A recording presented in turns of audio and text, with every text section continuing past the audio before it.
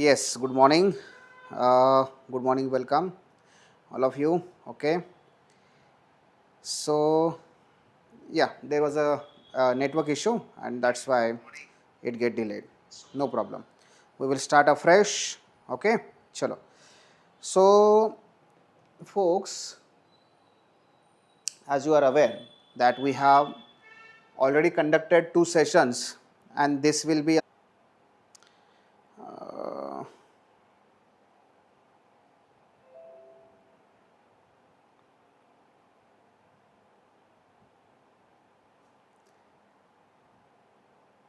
Okay, I think I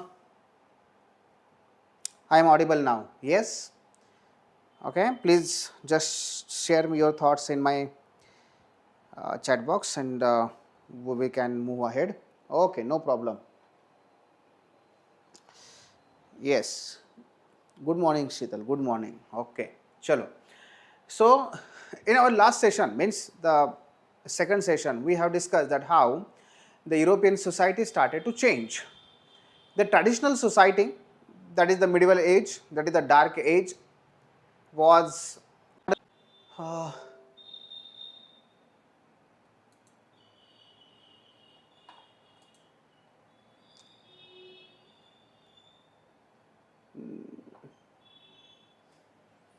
internet is trying to connect. Uh, yes, there are a lot of fluctuations, internet fluctuations are there, and that's why we are facing problem. I hope now all things have been settled down. Okay, am I audible, everybody?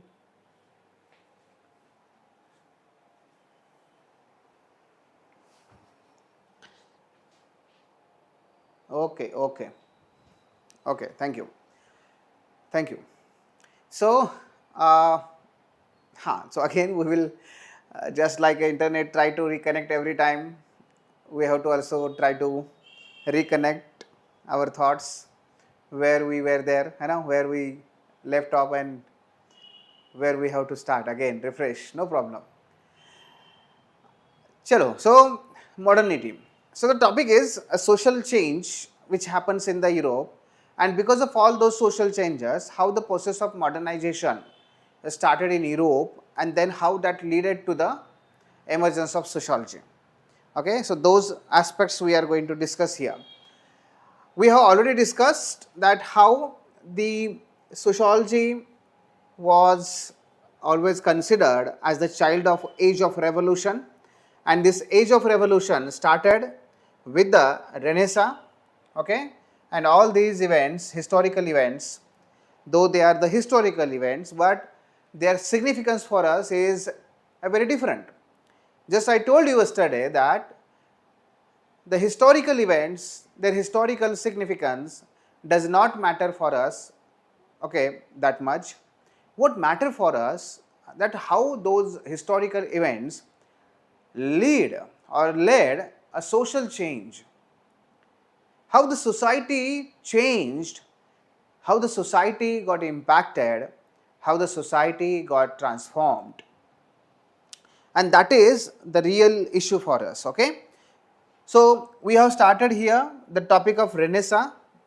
We have covered that much things yesterday in a very deep manner. We have discussed the meaning of Renaissance, that is the new birth or rebirth or cultural rebirth or getting awakened. At the same time, we have discussed a lot of superstitious practices which were there in the Europe, in the medieval Europe. We have also discussed that why the painting of Mona Lisa is a very important, and at that time also that was important. And then I told you that we will cover this today, that the two revolution, the commercial revolution and scientific revolution, so that you can get a good idea that how Renaissance changed the particular way. Okay, so let's start. So folks, as I told you that a Renaissance was comprised by the two revolutions. So there took place two revolutions. commercial revolution and the scientific revolution. The commercial revolution is that revolution in which the trade and the economy of the European society started to change. Actually, this was started in the late 13th or 12th century itself, but few incidents took place. Okay, few incidents took place, and because of that, the commercial revolution in Europe kicked start. And what were those incidents? What were those factors? Again, keep remember this thing, that for us these historical events and the facts are not that much important. Okay, please keep this into your mind. Chalo. So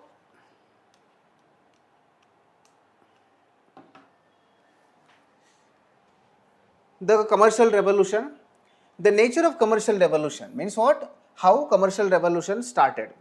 It was started because of the four major factors. First, discovery of new land.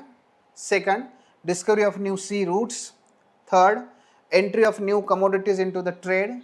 And fourth, the new ways and new organizations of the trade, of the banking and everything.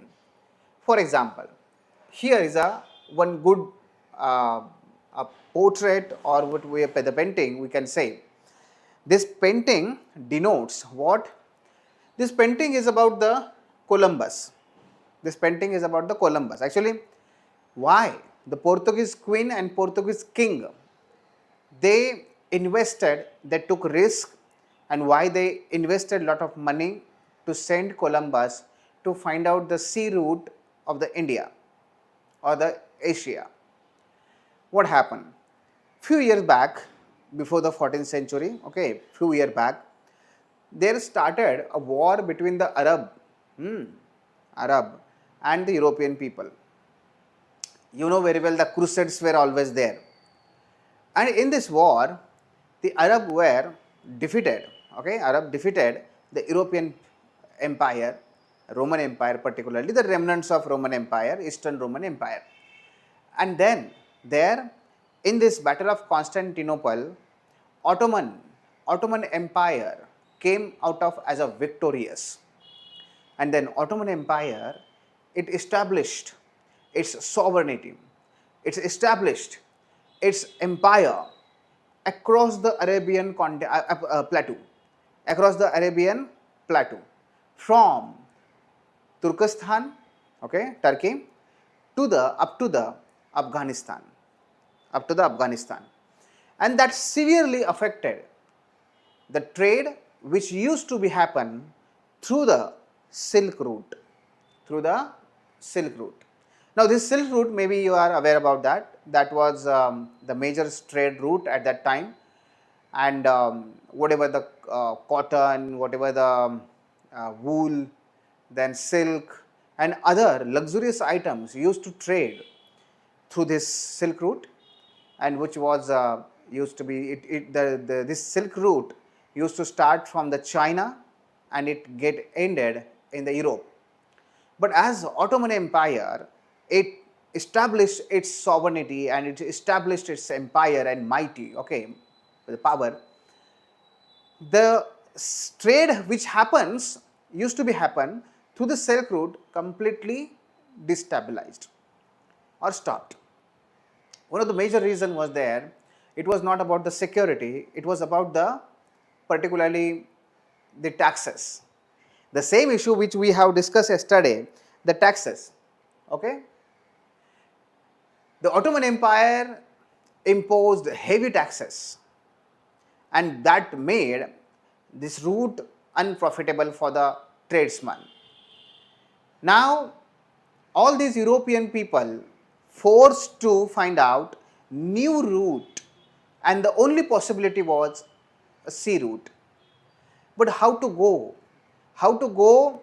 and how to reach the Asian continent through the sea? Because before that, these attempts were never done. Somebody moves from the Europe to the westward, okay, then as earth is a circular, then somebody if left the Europe and moves westward, okay, then automatically it will go and it will come to the Asia. It will reach to the Asia. And yes, that happened. Columbus went to the westward and it reached, okay, the Columbus reached to the Asia. No, not Asia, but where? West Indies Islands. Yes, West Indies Islands. And here, because of the Columbus voyage, what happened? It started from the Portuguese and Spain and all that. Okay, he went to the westward and he reached to the West Indies and then further to the North America.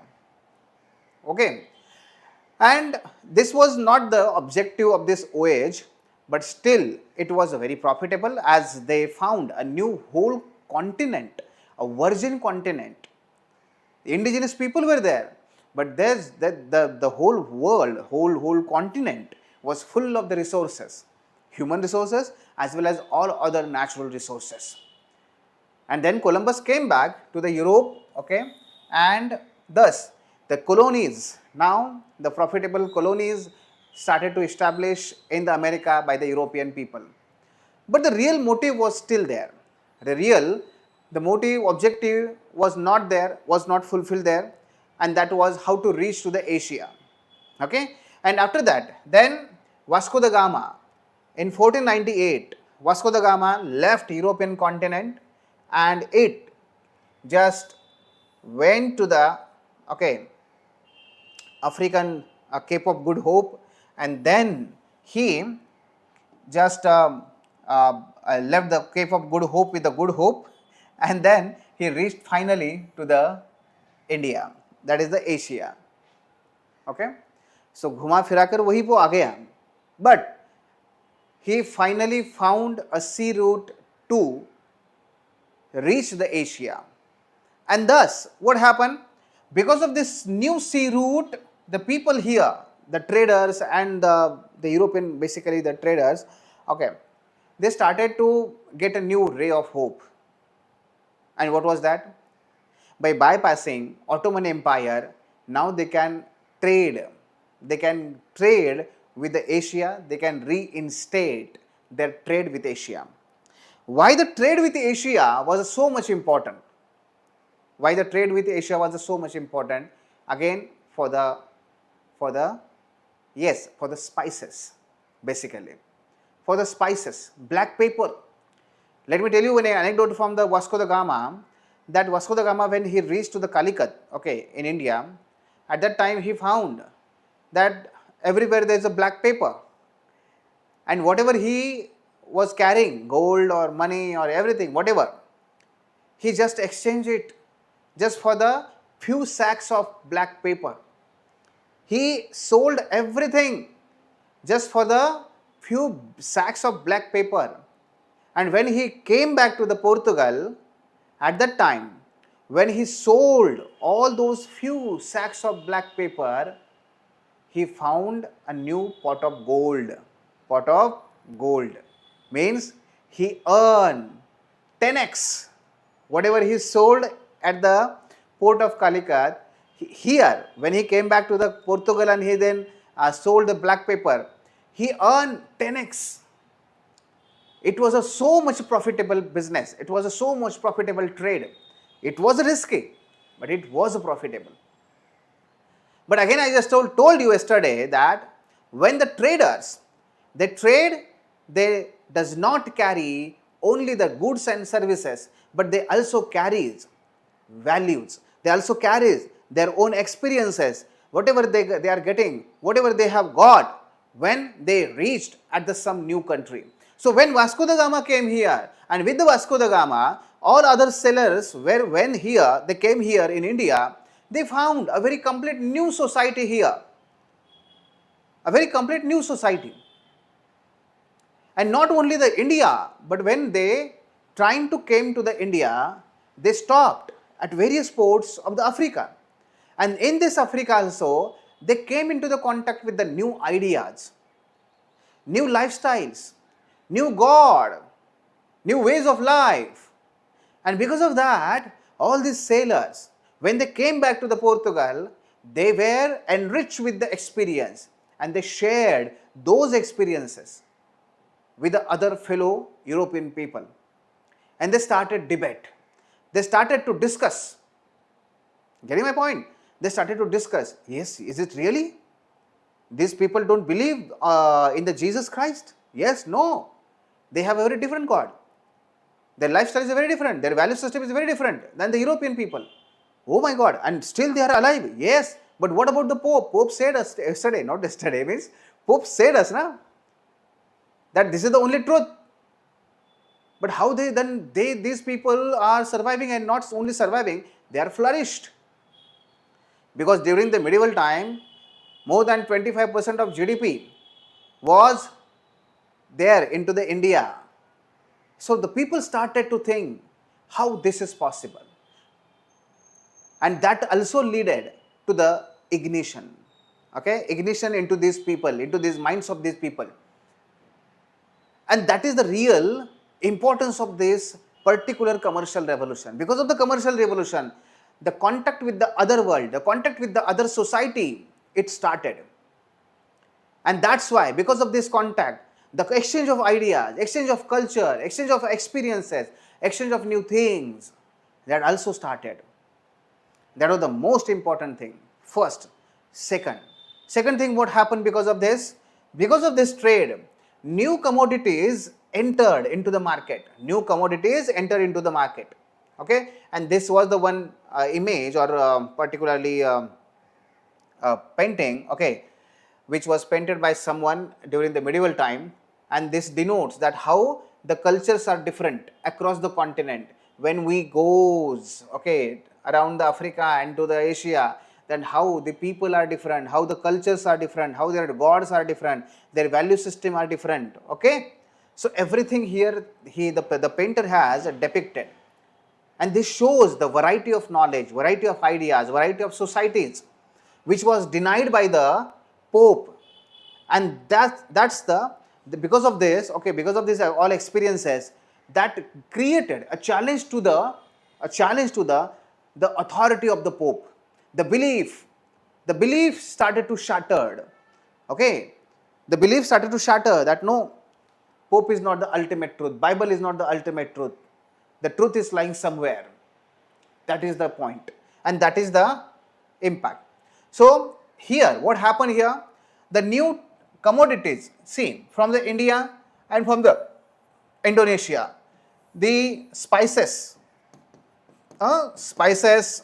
then the gold, silver, that is the bullion. Okay, at the same time, the humans, they also started to enter into the trade, global trade as a commodity. Another thing, from the Africa, most important thing they found, and that were the slaves. Okay, slaves. But they never brought this slave to the Europe. They actually bought the slaves and they brought them into the America. For what? For the tea plantation, for the corn agriculture, for the tobacco plantation. Okay, and the tea, corn, tobacco were the new products or new commodities which entered into the global trade.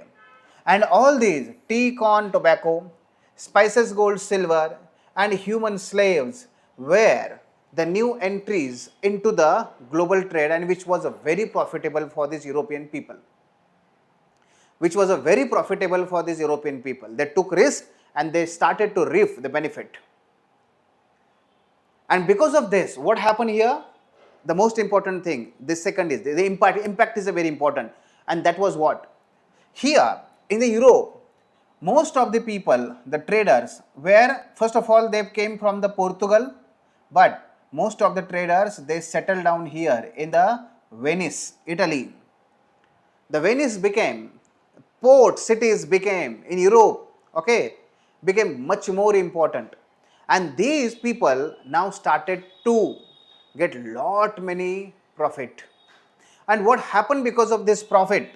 Okay, because of this profit, what happened? Look at here. This profit from the trade leaded to the lot many things. One, emergence of a new class. This class was not carrying the sword. It was not carrying the sword, and it was not carrying also the plow. So during the medieval time, the European society was largely divided into the two large categories. Okay, one was the sepoys, or who were employed in the courtroom. Those people were either knight means sardar, knight, or sepoys, or the feudals, means what? Those people who were engaged with the sword. And most of the other people were working into the field, that is the serf, that is the peasantry. But during this time, because of all this trade, the new class emerged, which was not carrying sword, which was not working with the flow, but it was working with the pen. It was working with the pen. Means what? It was working with the trade. Okay. And this is what? This is the middle class. The middle class. This middle class emerged during this time. And middle class is the always a torch bearer of social change. How? See, middle class here was having the profit. Middle class here was having the money in their hands, and then they started to provide a patronage to the painting. They started to provide a patronage to the art and culture, okay, which was different than the earlier feudals, earlier kings. Because earlier kings and feudal, they also provided a patronage, but only to the religious kind of a structure, religious kind of a art and culture. But here, this middle class was a very different. Its worldview was a different, and that's why it gave patronage to all those people like a Leonardo da Vinci, like a Michelangelo.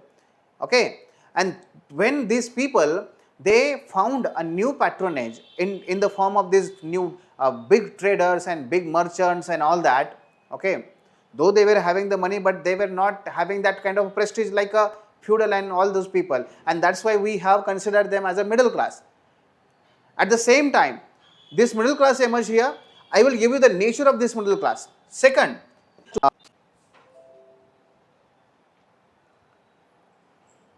just a minute. Yes. So again, because of the internet issues, the lecture was disconnected. But again, we will start. Okay. Now, what happened here, because of this particular the risky trade? Yes, I was talking about the risky trade. So risky trade was there, but the requirement was that somebody has to take the risk. Okay, and then few traders came there. Few traders came together in the Holland, in the Denmark. Okay, and they established the first trade market. Okay, there was a first banking system, and this trade market, this banking system, these traders, okay, they told other the sea voyagers or the sellers and all those people that yes, we will invest into you. Whatever the things, whatever the capital you needed, we will provide you. But in lieu of that, we need a share into your profit. We will not own the goods and services, whatever you will get, but we will own your profit. So we will invest into you. Then you have to go there. You have to bring back all those finest kind of goods. You have to sell here, earn the profit, and then we will get a share out of that profit. And if suppose this could not happen, this could not get materialized, no problem. No problem. We will take that risk. So we are not giving you the debt. We are purchasing the share into your company, into your firm, into your profit. That is the first indication of Sensex market, share market. So folks, here the started the share market, okay. Then it also leaded to the banking system, modern banking system, okay. And because of this, another thing happened here. Because of that, all these things. See, previously the land was the only source of income. The land was the only source of money. Huh? But now trade and this commerce was the source, was the lucrative source. And as all these newly emerging middle class, rich class, okay, was getting profit, so slowly and gradually, earning profit becomes ethical. Earning profit became ethical. Before that, the people used to consider that profit is not good for the society, because their outlook was outwardly. Outwardly means you are not expected to invest yourself into these worldly things, because ultimately your objective is to go to the heaven. Then why you are investing here your time? Why you are doing something like this? Okay, don't focus on the material things, focus upon the immaterial things, the heaven and all that. But here, slowly and gradually, because of all these things, the profit also started to become what? Ethical. And that's why the nature of economy transformed slowly and gradually, but it transformed from what? From the survival to profit. So profit based economy. This was a complete nature. So all these things happen in this society because of the trade. And other also impact was there. Other impact was there, for example, first the expansion of trade, just we have discussed. Availability of new market, yes, America, Asia and all those things.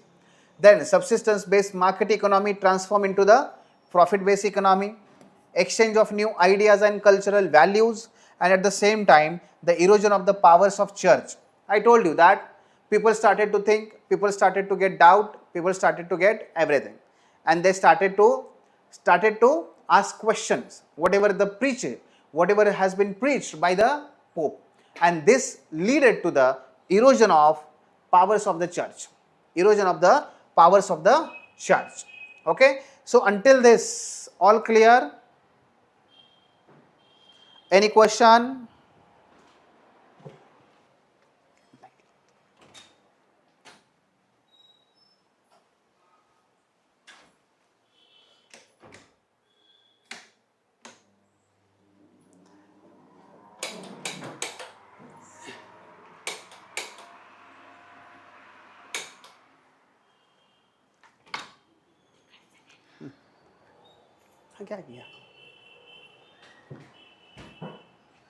Okay, so any question is there?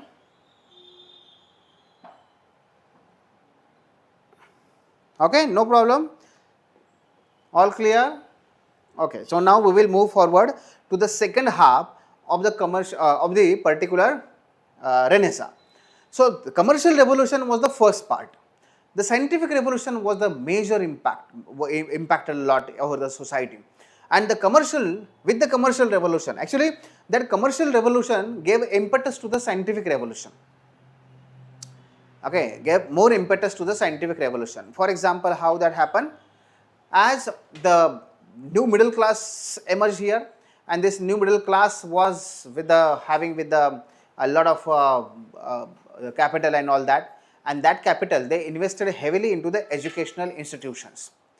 They provided patronage to all those researchers, the scientists, okay, and because of that, these researchers, scientists could become able to invest their time to find out the new things, and that was the necessary for the scientific revolution. That was the requirement. Yes. Now, for this all things, we will start here. The scientific revolution, behind that, Mr. Newton is there. Okay. So, what is the scientific revolution? Scientific revolution is a shift of religious or traditional beliefs shifted from a religious or traditional beliefs to more of a scientific statement with the use of experiments and observations. With the use of experiments and observation. So the two things were there. The scientific revolution was the shift from the religious dogmas, a shift from the religious dominance, a shift from the religious ethos to the observation, to the experiment, to the finding out the truth, seeking out the truth on the basis of experimentation and observation. We will not accept the truth as a truth unless we experiment it, unless we observe. And that was actually a pre-requirement, that was the actually scientific revolution. And so it began with the Copernicus and ended with the Sir Isaac Newton. Sir Isaac Newton. Folks, this was the nature of scientific revolution. The scientific revolution took place in visual art, in medicine, in astronomy, in education, and lot many other areas. But this was the nature. What happened at that time? Which kind of new laws discovered at that time? Which new inventions took place at that time? That was just the nature. That was the nature of scientific revolution. That is not the impact. This is not the impact. This is the nature. Few examples we will discuss here. The visual art. Just we have discussed yesterday the Mona Lisa. The painting of Mona Lisa. Leonardo, Michelangelo, and all other painters. They revolutionized the visual art. This visual art was not on the paper only, but it was on the wall of the palaces. It was on the wall of the temples, church. And that gave a new geometrical dimensions to the visual art. That gave a new dimensional, new abstract paintings. And these abstract paintings, geometrical dimensions, okay, were interested into the human values. Were interested into the human values, and that's why this visual art was a new type of art. It was not a traditional preached by the Pope. Second was medicine. For example, medicine. The William Harvey, actually before that, what was the case scenario in medieval time? Pope said, you are not allowed to do autopsy of the dead bodies. You are not allowed to dissect the dead bodies, because it told to the people, if you are going to dissect, okay, the body, then how can that body, the person will leave, will go to the heaven? Is it accepted for you that your brother or sister shall enter into the heaven without eyes, without legs, or with the cutting, the cut throat, with the cutting throats, without a tongue? And people used to get frightened. No. This shall not happen with my loved one. And I will not allow anybody to dissect my body, the loved one's body. So no was there ready. But here, the Vesalius, William Harvey, all these people, they took courage. They collect the courage and they started to do experiment over the bodies, dead bodies. And William Harvey found that our body has a number of systems. The blood circulation system, a respiratory system, digestive systems, and all these systems continuously work, because of which we survive, we lived our life. And this was the medicine. Yesterday I told you that how Pope used to cure the diseases, how the Black Death, that is the plague, how it wiped out more than 70% population of the Europe. But because of the medicine, now people started to get a new ray of hope, the real medicine. And here is the emergence of allopathy. Okay, But this allopathy was invented by the Herodotus in the Greek literature, Greek classical age. But that was forgotten now. During the medieval time, nobody was there to just look at all those things. But here, all those Greek literature and Greek classical literature revived by these people. Third, astronomy. You are much more aware about this, that Galileo, then Copernicus, okay, Copernicus, or the particularly the Kepler, what they did, Earth is not stationary, Earth is moving around the sun. So geostationary to heliocentric. So all these things, the new binoculars, okay, the telescope, all this started to change at the same time that Earth is moving not in a cyclical, in a circular manner, it is in a cylindrical manner. So all these things happen in the astronomy. At the same time, education. One of the most important thing happened in the education. And one of the major shift was there, that now onwards education institutions were not teaching students the Bible or religious preaching, but now onwards the educational institution also started to teach the new science, new ways of getting truth, the new way.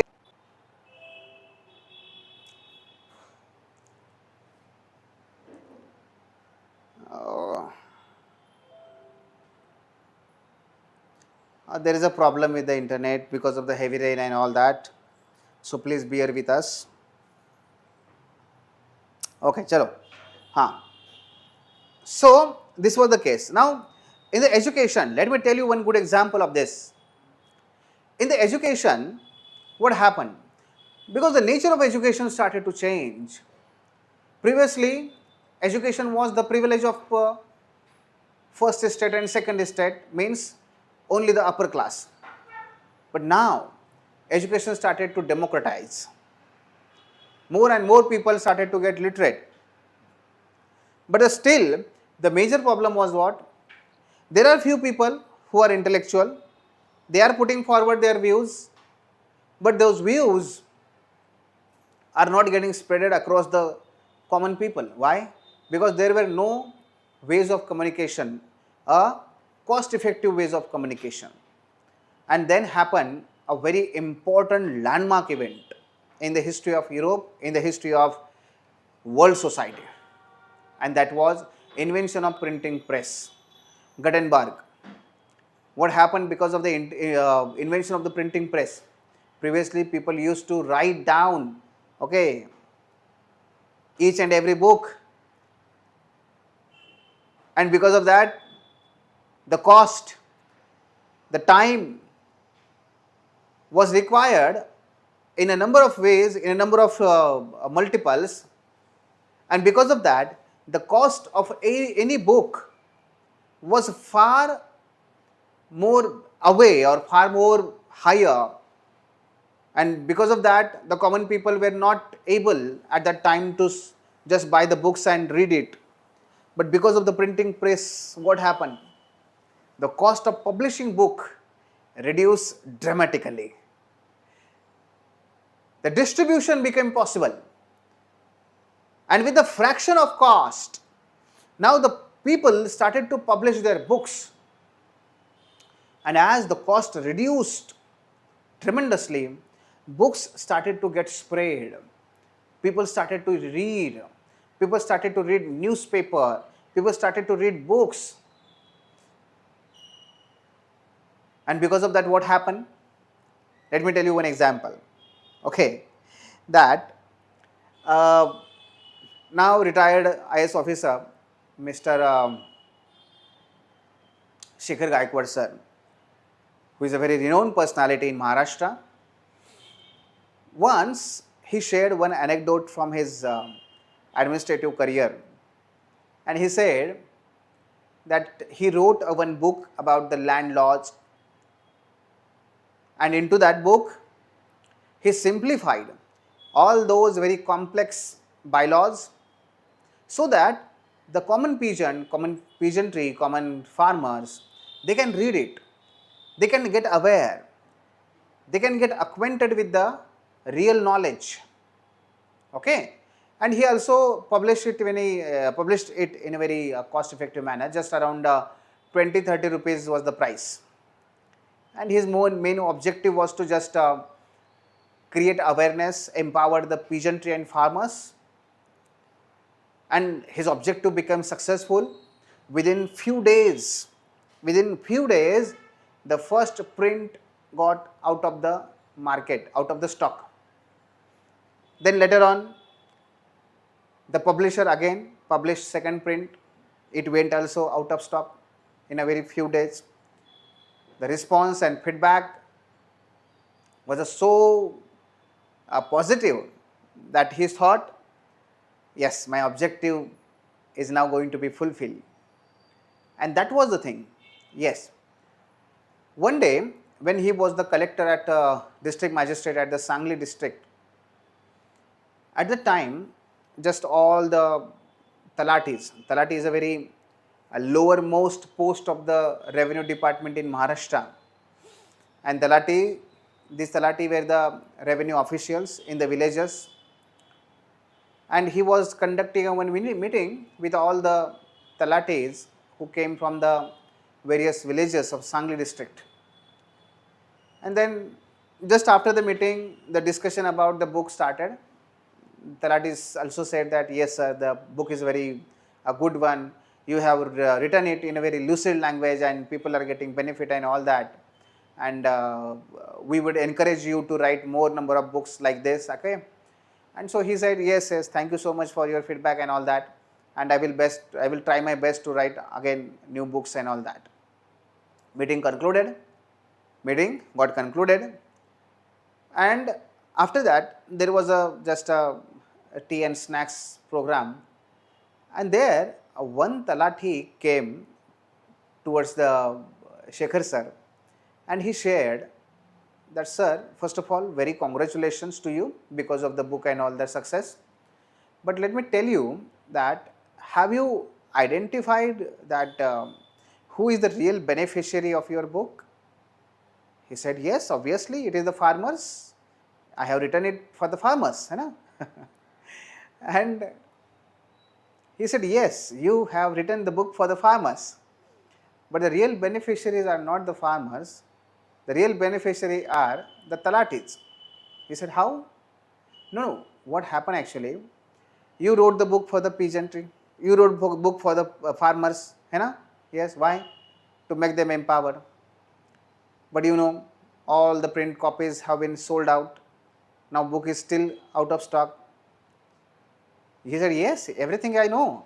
But he said, sir, these books have not purchased by the farmers, by the peasantry. Then who? All these talatis. All these revenue officials, these talatis have purchased your books. But he said, he actually got shocked. But he said, why? He said, that's the real problem.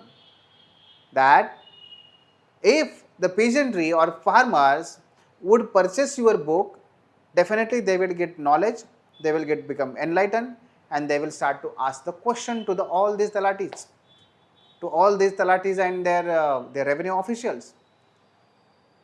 And it would become impossible for these people to do corrupt practices.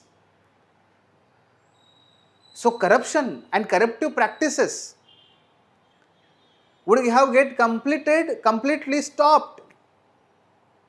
And that was the major, that was the major source of income for all these people.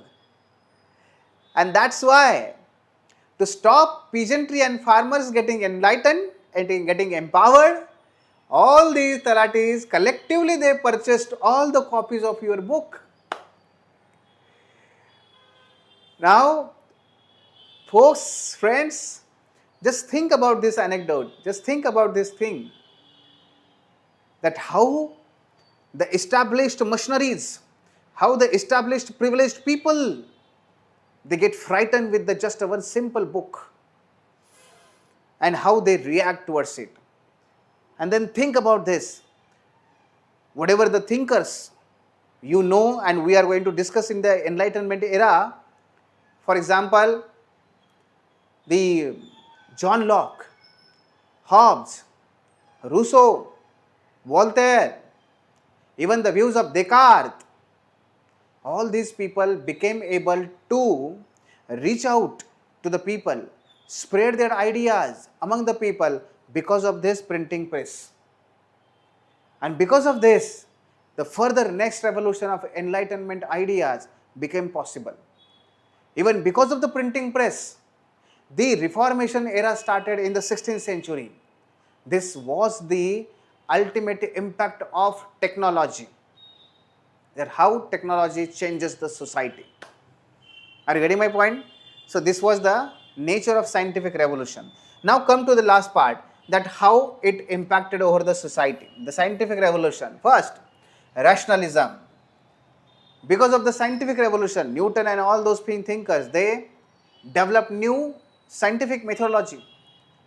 All these thinkers, now they shifted their center of attention, their center of research from religion to the nature. All because of this scientist. The nature came into the center stage of research and study. And because of the scientific revolution and scientific contribution by this scientist, what happened? Now everybody started to apply their rationalism. People started to think. And people said that until and unless something proves, something convinces my rationality, I will not accept it as a truth. Are you getting my point? Second, the logical thinking. Previously, people used to accept whatever said or used to said by the Pope as it is. But now people started to ask questions.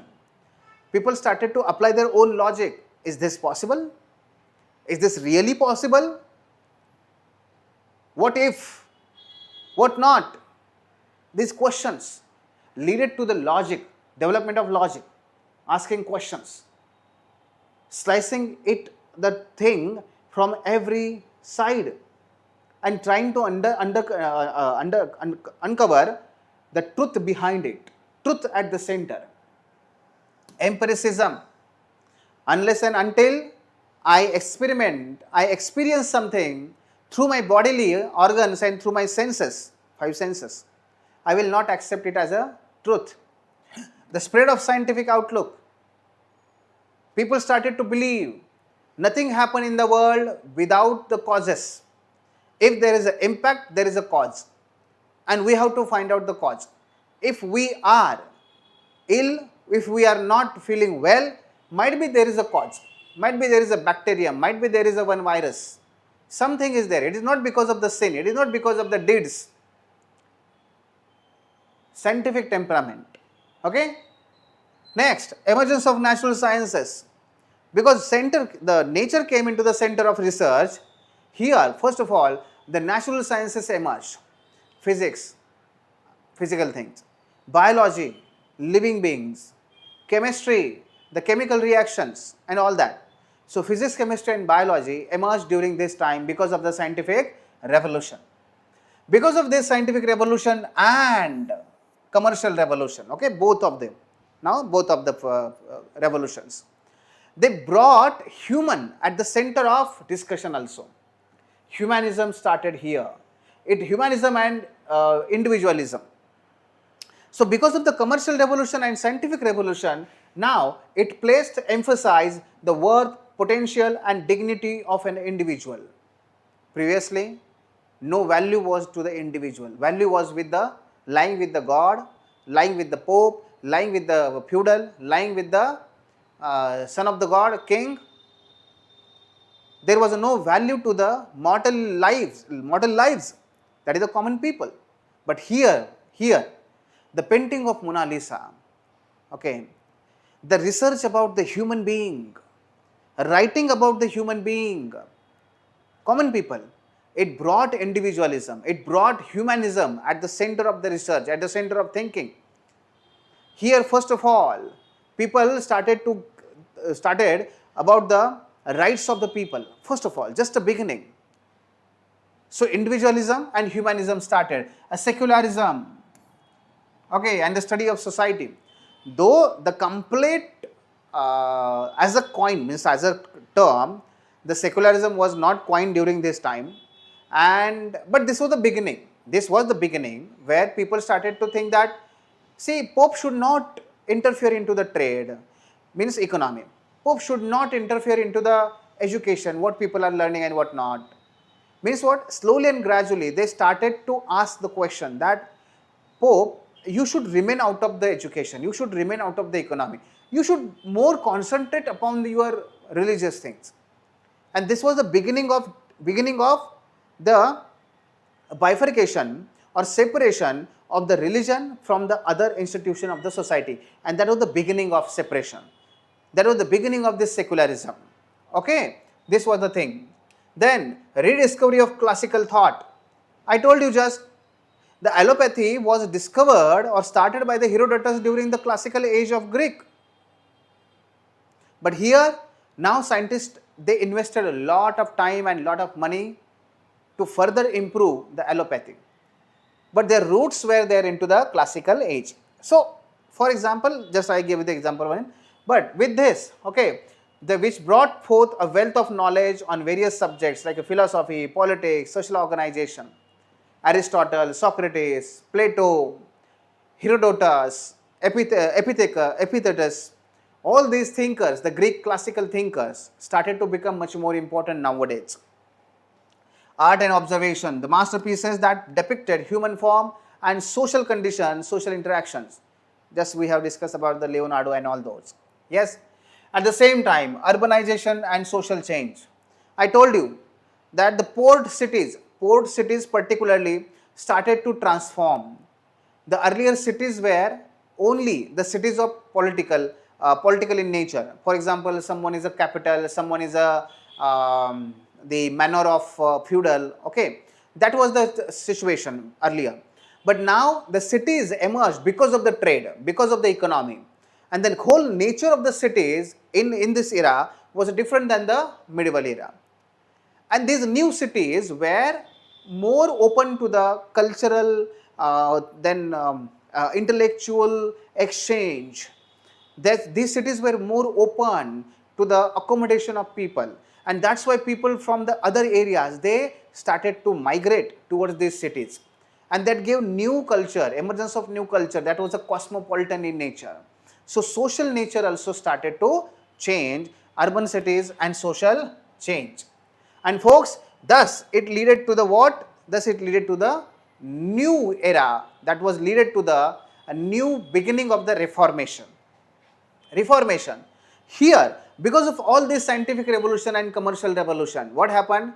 People now started to ask not only the question, but they also started to demand reforms within the institution. For example, people here, for example, the Martin Luther King, John Calvin, okay, Ulrich Zwingli, all these people were also basically the bishops, means religious preachers. But they themselves started to demand reforms within the Catholic sect or Catholic Christianity. They said, all these Martin Luther King, John Calvin said, see, our original religion is a very different. Original religion which started by the Jesus Christ was a benevolent, was a humanism, was a humanistic, was a based upon the love. But during this medieval time, all these popes, they have made it commercial, they have made it rigid, and now we want reforms. We want reforms. But Pope, they conspired with the king, with the help of king and feudals, they conspired to expel all these reformers out of the Christianity. Then these reformers, they told to the Pope and all these people that before you expel us, we will go out of this particular your Catholic way of life and Catholic way of preaching, and we will start our own Christianity. Within the Christianity, we will start our different original life, original way of religious life. And they said, we make protest, okay? We make protest against your suzerainty, against your orthodoxy, against your superstitions, against your dogmas. we protest. And all these people who protested against the Catholic Pope and their superstitious way of life, exploitation, then after that they get to popularized, okay, they get to known and popularized as a Protestant people, Protestant Christianity. So here the Christianity bifurcated into the two sects, Catholic and Protestant. Okay, so that was the impact on religion. So impact of Reformation was, the Reformation means religious reforms. Okay, it built intellectual foundation to the modern Europe. Human being and human society became the center of intellectual discussion. Pope and church lost hegemony, marked a beginning of secularization, and paved a way for the Enlightenment.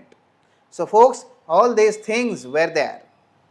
And thus, the commercial revolution and particularly the scientific revolution impacted and completely modernized the society. Now, how modernization we can find out here, we can understand here. First, before medieval means before the commercial and scientific revolution. So, I will use word only before.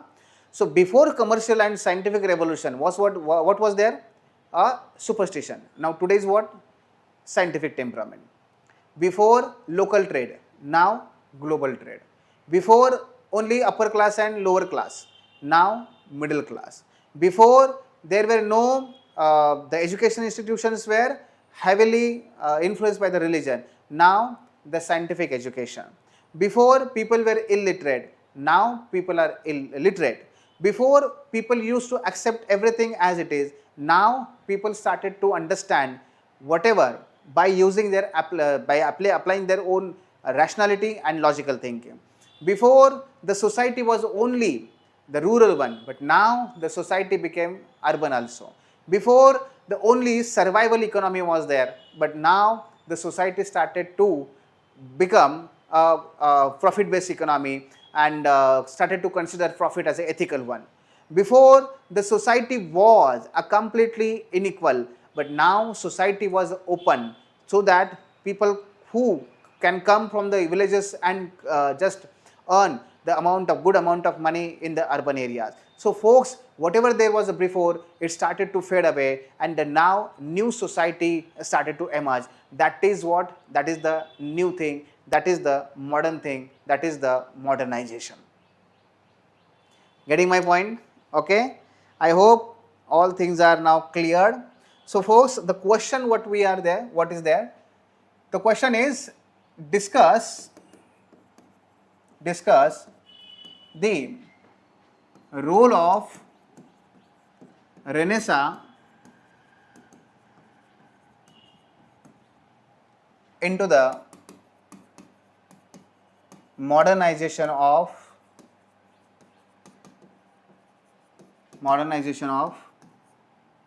European society.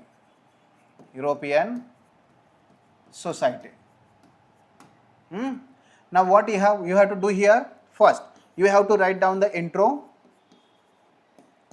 In the intro, there is a thumb rule. There are lot of ways are there for the writing an intro. But what you can do here, you can just define the Renaissance.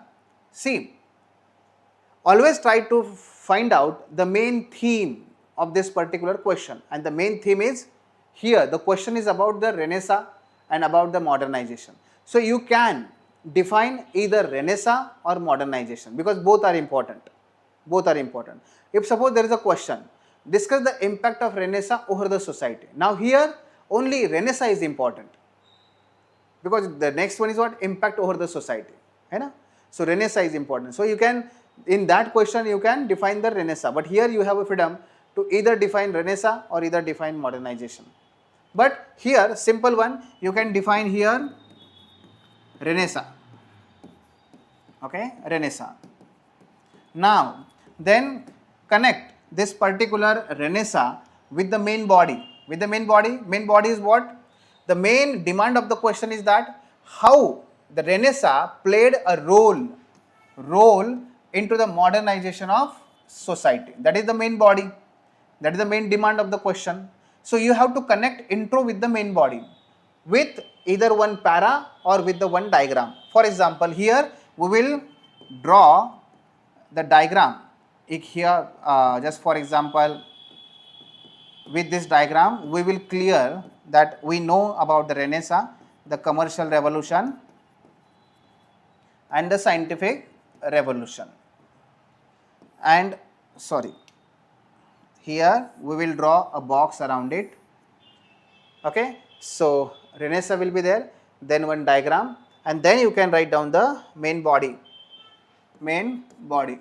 I am writing this only to understand, okay, to make you understand. There is no necessity to write down the main body and all that. So what is the main body? Role of Renaissance into the modernization. So give the heading, role of Renaissance. Okay.